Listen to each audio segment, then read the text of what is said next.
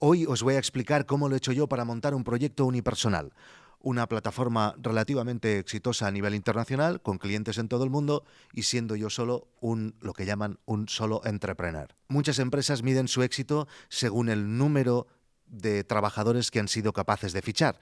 Es uno de los valores a los que nos han acostumbrado para medir si una empresa es exitosa o no, fichar a más gente, tener más metros cuadrados en las oficinas, crecer, crecer y crecer. Pero crecer de esta manera, y como seguro que ya sabéis, tiene un coste muy elevado. Y no estoy hablando solo de dinero, tienen costes en otros aspectos que pueden llegar a ser una lacra muy grande para ese proyecto. La idea que hoy os quiero trasladar es que está bien que haya muchas empresas que midan su éxito así, me parece perfecto, que hagan lo que quieran, pero os quiero explicar que a veces también se puede hacer mucho más con mucho menos. Una compañía unipersonal como las que os quiero explicar hoy te permite llevar el control absoluto de tu proyecto y, lo que es más importante, al menos para mí, el control absoluto de tu vida. Y no estoy hablando de ser freelancer o de ser autónomo. En este caso, los freelancers o autónomos son gente que intercambia su trabajo por tiempo en la mayoría de las ocasiones. Y aquí os estoy hablando de una empresa llevada solo por una única persona con la ayuda de, y esto es muy importante, un montón de automatizaciones y colaboradores externos que ayudan a tirar el proyecto hacia adelante. En una compañía unipersonal de este tipo no es que estemos renunciando al crecimiento ni nada de eso, sencillamente que nos cuestionamos el crecimiento. Enseguida os explicaré más ventajas de crear un proyecto de este tipo, un proyecto unipersonal, pero antes dejadme que os explique cómo lo hice yo. Guide Dog es una plataforma de cine documental en streaming. Tuve la idea de Guide Dog hace un montón de años ya. Cuando me paro a pensarlo se me ponen los pelos de punta, en el 2013 aproximadamente. Yo había producido una película de cine documental. Por aquella época tuvimos que ir por diversos festivales de todo el mundo presentando esa película, y ahí me di cuenta que cada año se producían un montón de películas de cine documental que no tenían una plataforma donde luego ser vistas. Estaban en los festivales y ya, no las compraba ni Netflix, ni HBO, ni nada de estos. Y pensé que Guide Dog tendría sentido. ¿Y cómo lo hice? Primero pensé en un MVP muy claro. Era tan MVP que de hecho no era ni viable, porque en aquella época no era viable porque no había ningún sistema de monetización. Sencillamente reducí tanto la idea que lo primero que lancé fue una especie de IMDb de cine documental, o sea, una web en la cual tú podías entrar y consultar información sobre películas, sobre documentales. Pero no había la opción de ver esas películas, y eso evidentemente era el camino último al que teníamos que llegar con Guide Dog. Pero viniendo de donde venía, tenía muy claro que quería lanzar muy rápido y poder pivotar lo antes posible según los comentarios de los primeros usuarios que tendría en Guide Dog, y sobre todo comenzar a hacer crecer una audiencia que más tarde estaría interesado en el producto que les ofrecería. Y esto siempre lo digo, emprender es muy complicado, es muy probable que tardes meses, incluso años, a generar el primer euro.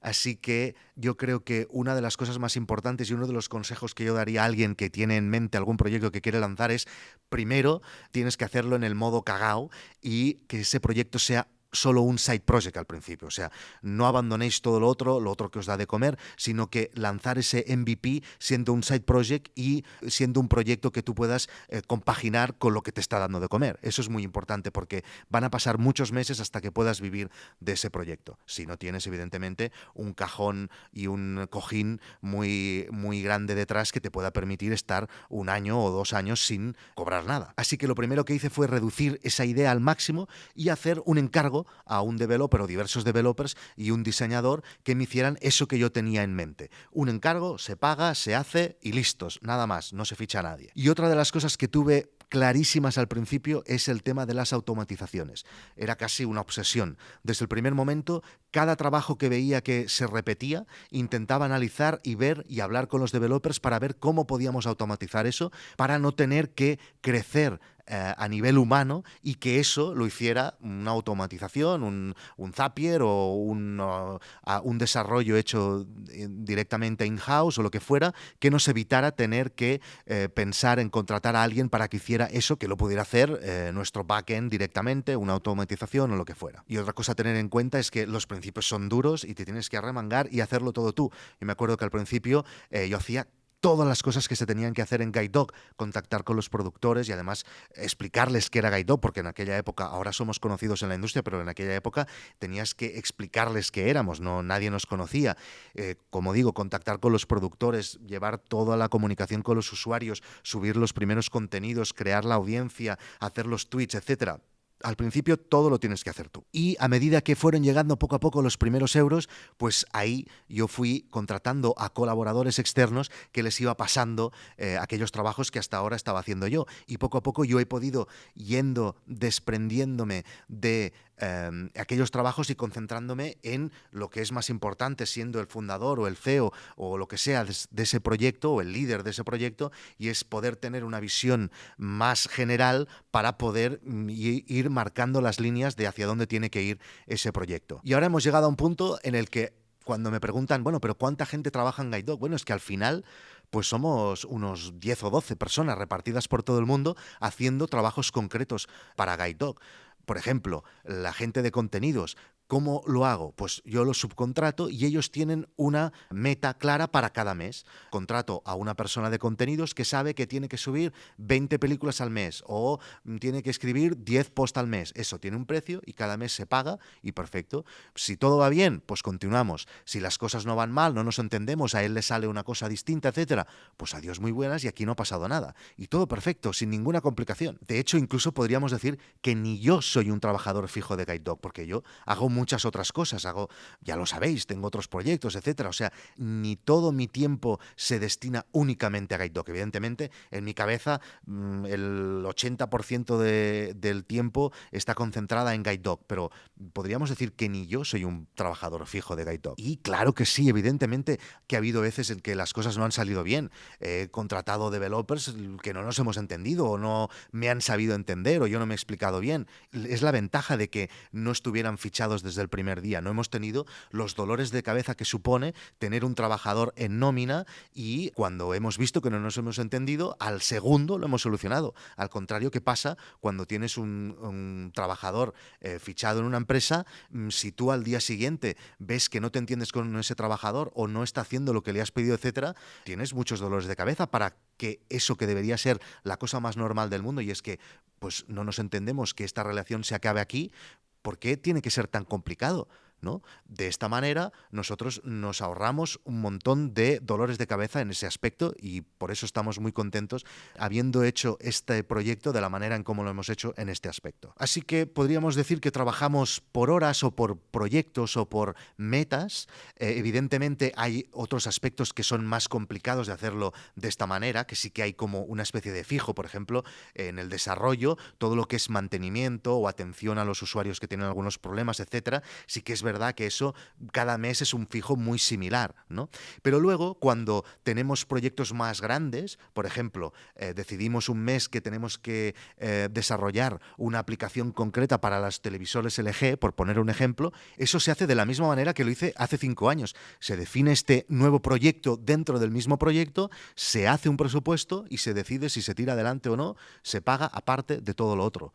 A mí me parece que así está todo clarísimo y es mucho mejor. Y aunque podría parecer desde fuera que de esta manera los trabajadores que están en Guide Dog tienen unos lazos mucho más finos que un trabajador podía estar dentro o incluso alguien que tiene acciones de la compañía, lo arreglo de una manera muy distinta y es siendo muy transparente con todos los colaboradores que hay en Guide Dog. Ellos saben cuántos usuarios tenemos y el dinero que se genera cada mes. Ellos lo saben, tanto la gente de contenidos como los developers, etcétera, saben cómo va el proyecto y ellos saben que yo desde el principio he ido aumentando las retribuciones por su trabajo a medida que ha ido aumentando los ingresos que nosotros recibimos de Guide Dog. Por lo tanto, ellos en este aspecto, y así me lo han comunicado, están contentos de formar parte de este proyecto porque ven que a medida que el proyecto funciona mejor, ellos van a cobrar por lo mismo más dinero. Y esto viéndolo desde la perspectiva pesimista, si un día pasara cualquier cosa, que puede pasar, que yo qué sé, tenemos que cerrar por lo que sea, yo Guide Dog lo cierro así. Hago un mail a los usuarios, les explico lo que ha pasado y se cierra y ya está, sin más dolores de cabeza. Evidentemente, la empresa es otra cosa y eso nos lo pondrán complicadísimo. Pero lo que es el proyecto, ¡pam!, se cierra así. Y no solo eso, sino que se pivota así. Si nosotros vemos un cambio que necesitamos, es que lo podemos aplicar en una semana. Yo tengo muchas relaciones con empresas enormes por Guide Dog y muchas veces me pongo las manos en la cabeza cuando veo cómo funcionan sus flujos de trabajo y digo, pero ¿esto por qué lo estáis haciendo así? Pero es que no lo veis, que no tiene ningún sentido, que me hagas pasar por 8 personas para solucionar este pequeño problema que nos hemos encontrado. ¿Y por qué pasa? Precisamente por eso, porque tienen una estructura enorme y una burocracia enorme que nosotros evitamos al 100% desde el minuto uno. Con una compañía de estas características es muy fácil perder el foco que te habías marcado.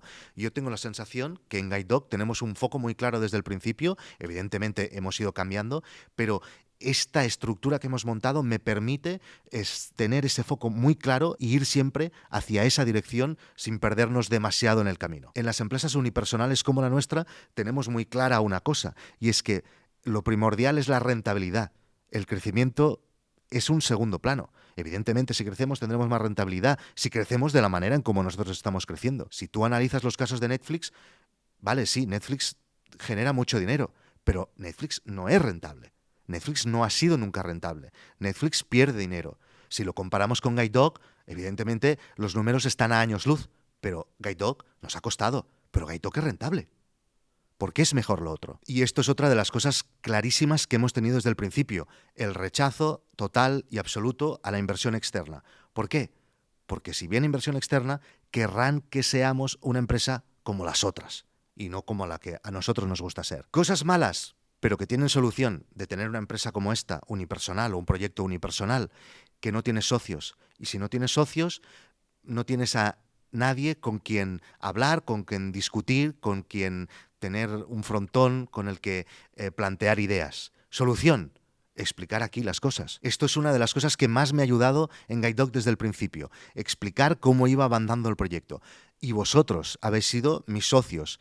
Estoy eternamente agradecido a todo el feedback que he recibido de vosotros y ahora más con los masterminds que estamos haciendo en No es Asunto Vuestro, donde ya sabéis, vienen cada semana invitados como el diseñador Alex Martínez Vidal, como Raúl Gimós, como el desarrollador Carlos Tenor, como Fernando del Moral, como Emilio Cano, como Xavi Robles. Cada semana vienen y hacemos un mastermind en los que hablamos de sus proyectos y de mis proyectos. Y aparte de vuestro feedback, que es increíble el feedback que me dais en el grupo privado de Telegram, lo que aprendo con ellos y la guía que me sirve hablar con ellos sobre lo que estoy avanzando en Guide Dog es impagable. O sea, no tengo un socio, tengo un montón de socios.